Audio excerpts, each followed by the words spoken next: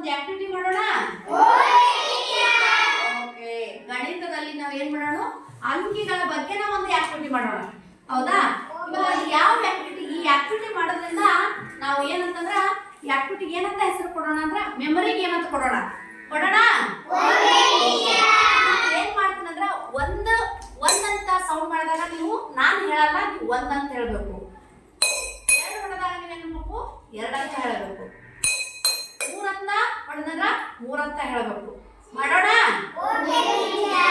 ಇವಾಗ ಫಸ್ಟ್ ಸುಜಾತ ಒಬ್ಬಳಿಗೆ ಕೇಳೋಣ, ನೋಡೋಣ ಹೇಳ್ತಾಳಲ್ಲ ಒಂದ್ ಸ್ವಲ್ಪ ನೋಡೋಣ.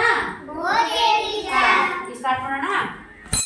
1 2 3 4 5 6 2 3 5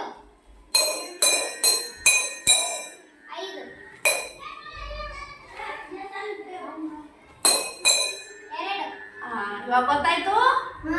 ಇದರಿಂದ ಆಕೆ ನೋಡಿ ಹೇಳಲಿಲ್ಲ, ಸೌಂಡ್ ಮ್ಯಾಗ ಆಕೆ ಹೇಳಿದ್ ಹೌದಲ್ಲ. ಹಾ ಸರಿ, ಈ ನಾಳೆಗೂ ಬೇರೆ ಒಂದು ಆಕ್ಟಿವಿಟಿ ಮಾಡೋಣ ಇನ್ನೊಂದು. Okay done.